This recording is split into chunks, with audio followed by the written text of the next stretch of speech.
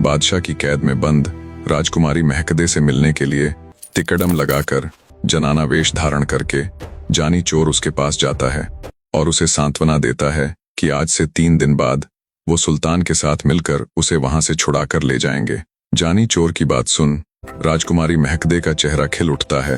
रात के समय मौका देखकर जानी चोर राजमहल की दीवार पर एक बड़ा सा परवाना लिखकर टांग देता है।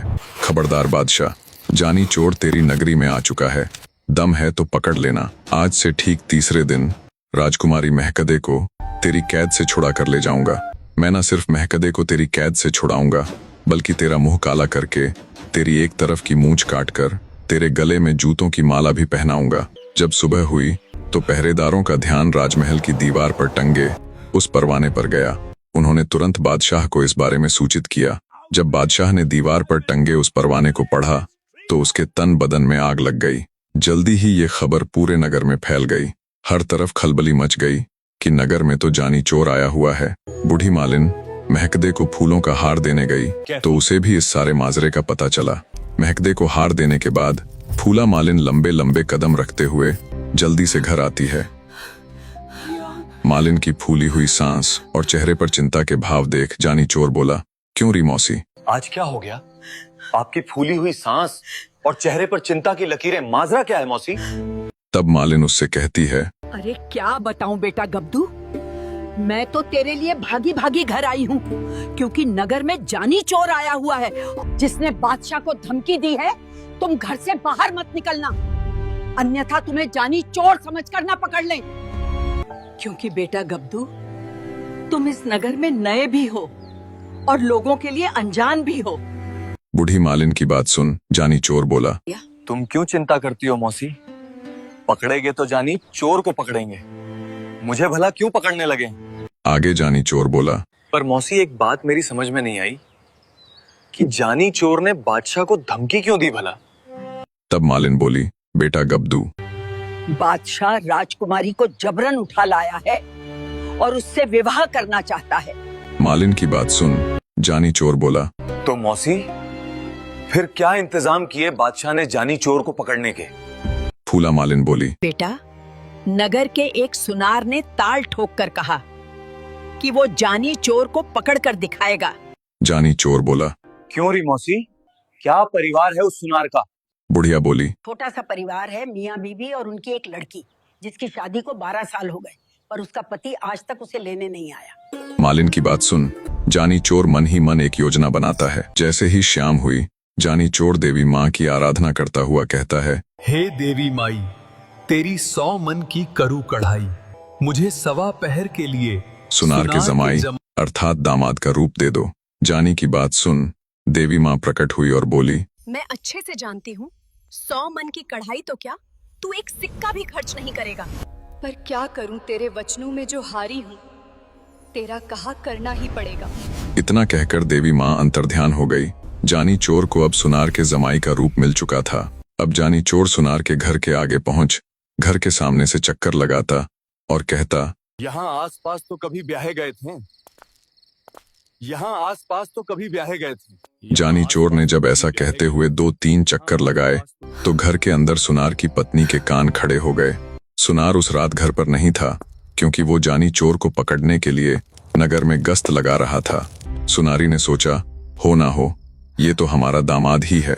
उनका जमाई अर्थात दामाद के रूप में जानी चोर जब फिर से उनके घर के आगे से वही सब कहता हुआ गुजरा तो सुनारी तुरंत बाहर निकली और बोली, आज तुम चक्कर लगाते फिर रहे हो, तुम्हें घर भी याद नहीं? और याद रहेगा भी कैसे, 12 साल बाद जो वापस आए हो।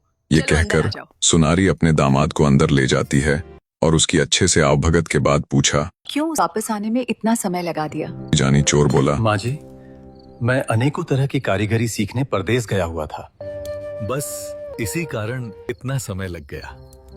इतना कहकर वो तरह तरह के डिजाइन वाले आभूषण उन्हें दिखाता है। उनको देख सुनारी बहुत खुश होती हुई बोली, बेटा क्या ये सब तुम्हारे ही बनाए हुए हैं? जानी चोर ने हाँ में सिर हिला दिया। सुनारी बहुत खुश हुई, सोचा दामाद तो वाकई में बहुत अच्छी कारीगरी सीख कर आया है। सुनार की लड़की भी ये सब देख बहुत खुश थी। वो तुरंत भागी भागी घर से बाहर गई और अपनी अड़ोस पड़ोस की सखियों के पास जाकर इतराते हुए बोली, आज तुम्हारे जीजा मुझे वापस लेने के लिए आए हुए हैं। वो परदेश से बहुत अच्छी कारीगरी सीख कर आए हैं। ये जान आसपास की लड़कियां और स्त्रियां भी आई और अपने आभूषण जानी चोर को देते हुए बोली, जीजा जी, मेरा आभूषण का डिजाइन ऐसा बनाना, मेरे आभूषण का डिजाइन वैसा बनाना।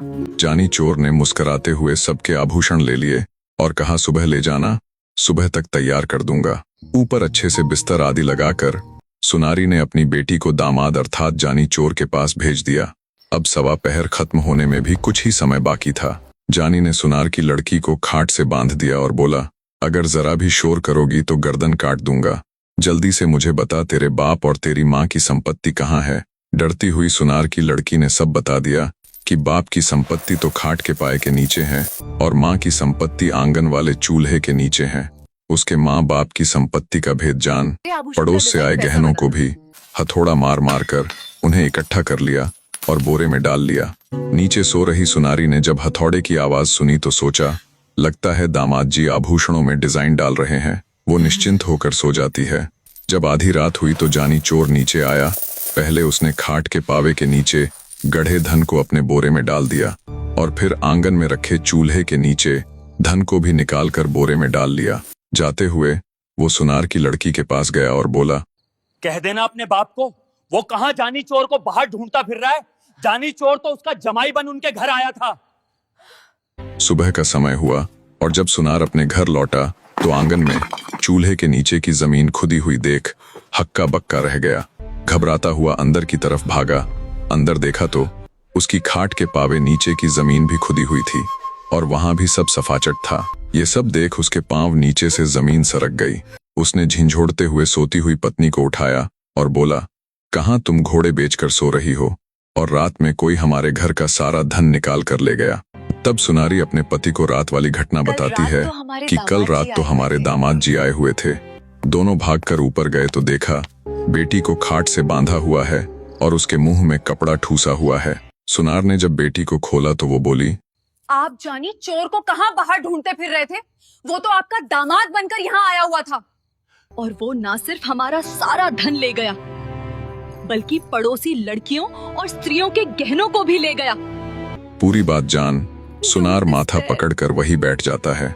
बादशाह को जब इस पूरी घटना का पता चला तो वो भी सख्ते में आ गया। पहले धमकी भरा परवाना और फिर सुनार की ये दुर्दशा। बादशाह समझ चुका था कि ये जानी चोर कोई मामूली व्यक्ति नहीं है। बादशाह ने फिर कुछ सोचते हुए एक ऐसे व्यक्ति को काम सौंपा जो काबिलियत में भी सुनार से 2 दर्जे अव्वल था और जिसकी कोई कमजोरी भी ना थी। अपने राज्य के सबसे काबिल व्यक्ति जो कि एक कोतवाल था को जानी चोर को पकड़ने का काम सौंपा।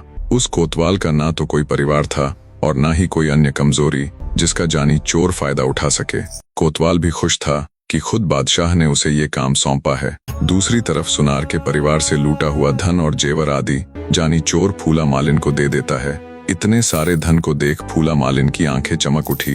वो जानी चोर से बोली, बेटा गब्दू, ये इतना सारा धन तू कहाँ से ले आया? माई, जब मैं रात को आ रहा था तो मुझे ये रास्ते में पड़ा मिला। बेटा गब्दू, ये सब तो ठीक है, पर तुम घर से बाहर थोड़ा संभल कर जाया करो, कहीं बादशाह के सिपाही तुम्हें जानी चोर न समझ लें। सुनार के साथ हुई दुर्गति के कारण बादशाह ने नगर में और भी सख्ताई करवा दी है। उसने राज्य में हर तरफ गश्त दोगुनी करवा दी है। तब अनजान बनते हुए जानी चोर बोला, क्यों रे मौसी, क्या हुआ सुनार के साथ और अब किसने जानी चोर को पकड़ने की ठानी है? मालिन बोली, बेटा गब्दू, सुनार ने जिस तरह ताल ठोककर जानी चोर को पकड़ने का जिम्मा उठाया था, जानी चोर ने उसका वही हश्र किया। उसने ना सिर्फ उनके परिवार को बेवकूफ बनाया बल्कि उनका सारा धन भी लूट ले गया। आगे बुढ़िया बोली, जब कोई भी जानी चोर को पकड़ने की जिम्मेवारी लेने आगे नहीं आया, तब बादशाह ने अपने राज्य के सबसे काबिल कोतवाल को जानी चोर को पकड़ने का जिम्मा सौंपा है।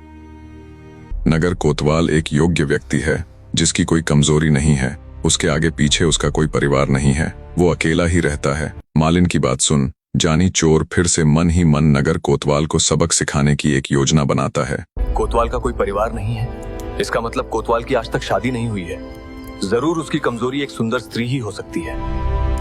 जैसे ही शाम का समय हुआ जानी चोर फिर से देवी माँ के मंदिर में जा पहुंचा और बोला, हे देवी माई, तेरी सवा मण की करू कढ़ाई मुझे सवा पहर के लिए एक अत्यंत खूबसूरत स्त्री का रूप दे दो। जानी चोर के वचनों में बंधी होने के कारण देवी माँ तथास्तु कहकर अंतर्ध्यान हो जाती है। जानी चोर देखते ही देखते एक अत्यंत खूबसूरत स्त्री में बदल जाता है। जानी चोर चल पड़ता है अब नगर कोतवाल को सबक सिखाने।